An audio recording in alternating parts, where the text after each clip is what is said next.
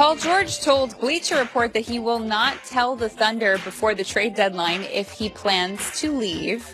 I know that probably sounds like a negative, but I'm not taking it that way, especially when you look at what he said. He said, I want to put everything into this and see where that takes us. I'm not yet giving up. We all enjoy playing with one another. This could possibly be me being here for a couple more years or multiple years. I'm not just going to throw it in and be like, no, I'm done with this. So he's not going to say either way. And as I've said before, if I were the Thunder, you could trade him and he's a rental essentially, so you're not going to get much back, or you take the risk and see how the rest of the year goes and maybe you and I totally disagree with this. Yeah, I know. There's no way I want to be left with nothing if I could get something. I don't want to be left with... Even if it's scraps? Wouldn't you rather have maybe Paul George than scraps? Well, I'm not going to win the championship with Paul George, and so I don't know. But if your future includes Paul George or scraps, which would you rather have? Well, you're not going to keep him either way. You might. No, he's not going to stay there. I mean, this isn't going to work. So the chances of, I guess the biggest question is, what are the chances of keeping him long term? I think it's like 10%. So I'm much more willing to get scraps. Now, if it was like 75-25, I can keep him. I totally agree. How do they know? They don't know. Because they're not dumb. The players don't choose OKC unless they're drafted there. We've had Harden leave. We had KD leave. But by the way, Melo... Paul George has said he wants to play. This is not a place that NBA players gravitate to. He literally said we all enjoy playing together. Oh, sure. Yeah. You just think he's lying? Of course he is. What'd you say, by the way? Yeah, the scores don't say they love playing together. Scores aren't always the right thing. Chris Paul has been ruled out for tonight's game against the Clippers. It would have been the reunion game. It is in Houston, though, so it's not as big as if he were to be coming back here to play. He has a sore left adductor, and I didn't know what that was either.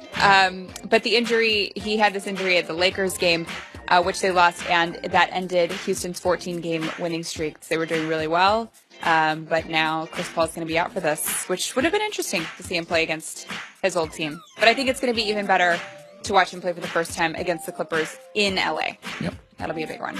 And finally, speaking of the Clippers and Doc Rivers used to be the head coach of the Magic. And it turns out that back in 2000, when Tim Duncan became a free agent, he was considering leaving the Spurs to go play with the Magic. But the reason that he didn't is reportedly because he didn't agree with Doc Rivers' plane policy. And here's an explanation of that. To continue that story, when Tim went out to meet with Orlando, he asked this question: can family come on the flights to some games? And from what I understand, Doc said no. Whoa. And that's where he lost Tim Duncan. Sometimes you got to bend some rules, don't you, Don? Well, if you have a chance to get Tim Duncan, you say you can fly the plane if you'd like. Yeah. So that was Bruce Bowen explaining that during the game, but I know that that's true because Doc Rivers doesn't like people outside of the team staff flying on the plane. I think in the NBA you just have to be willing to be conciliatory with stars. Okay, so if that's the case, then shouldn't the Patriots be that way with Tom Brady? No, football's a different sport. Basketball, if you have LeBron, you win 75% of your games. So basketball should cater to stars, but not football. No question, basketball is much more star-driven. Well, of course it is, but should it be? I don't know. If you're going to let Tim Duncan... Republicans who are rich get tax breaks? They just did. Well, in certain ways.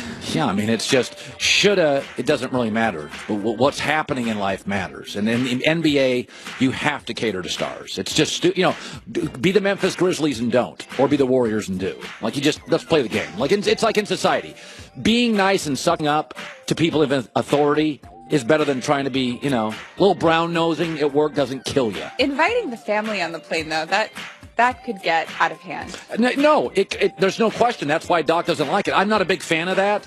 I think if I had a chance to land Tim Duncan, I'd say, okay, how many trips we talking about, and I'd negotiate it. Yeah, you'd make an exception, or maybe towards the playoffs or something like that. But I totally get what Doc's saying. I just think the NBA we have a history here. Outside of the Detroit Pistons 15, 20 years ago, if you don't have 2 to 3 stars, you just don't win championships. That's just the way it goes. That's true. Christine with the news.